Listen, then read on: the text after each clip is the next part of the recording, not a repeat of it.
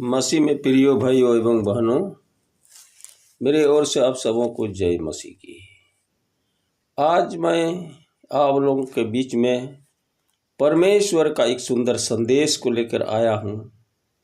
वो संदेश है, परमेश्वर के राज्य में योग्य कौन।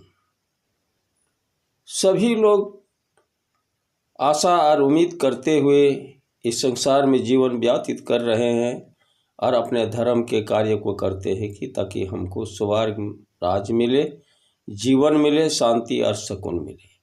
परंतु आज हम बाइबल के माध्यम से परमेश्वर का वचन आप लोगों के सन्मुख हम प्रस्तुत करने जा रहे हैं।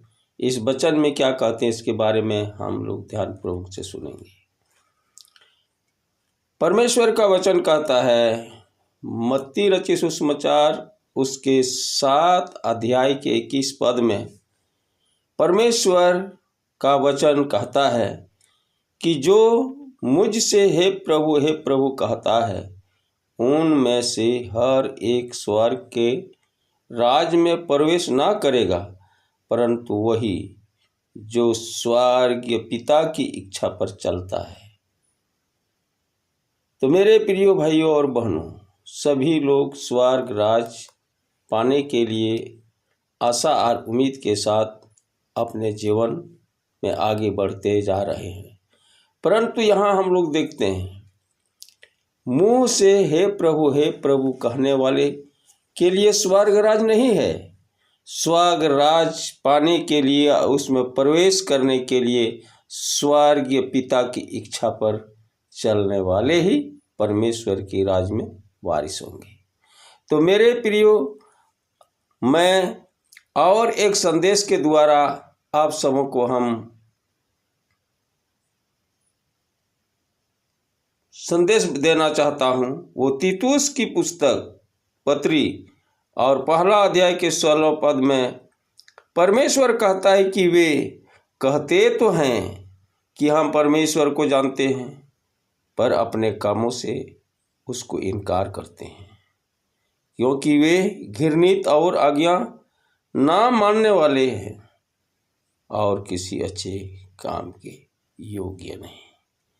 तो उसी प्रकार सभी लोग कहते हैं हम परमेश्वर को जानते हैं, उसका सेवा करते हैं, उसकी आराधना करते हैं, परंतु उनको कामों से उनको इनकार करने वाले लोग स्वर्ग की राज के कोई भी अधिकारी नहीं हो पाएंगे। तो सतर्क हो जाइए और इस वचन के द्वारा आप सीखिए कि परमेश्वर हमें दृढ़ शिक्षा के साथ हमें कहता है। होशे नबी की पुस्तक 4 अध्याय का 6 पद में कहता है, परमेश्वर अपने प्रजा को धिक्कारते हैं और कहते हैं, मेरे ज्ञान न होने के कारण मेरी प्रजा सब नाश हो गई। परमेश्वर का वचन सुनते हैं, मानते नहीं हैं और उसके ज्ञान को तुच्छ जान करके वे सब परमेश्वर से दूर हो गए हैं और इसलिए कहते हैं कि मेरी प्रजा नाश हो गई। तो मेरे प्रिय भाइयों और बहनों, और होशे नबी की पुस्तक उसका 4 अध्याय का 7 पद में परमेश्वर कहता है, मेरी प्रजा के लोग जैसे जैसे वे बढ़ते गए वैसे ही वे मेरे विरोध पाप करते गए। तो मेरे प्रियो, आज लोग धीरे धीरे पाप की ओर बढ़ते जा रहे हैं।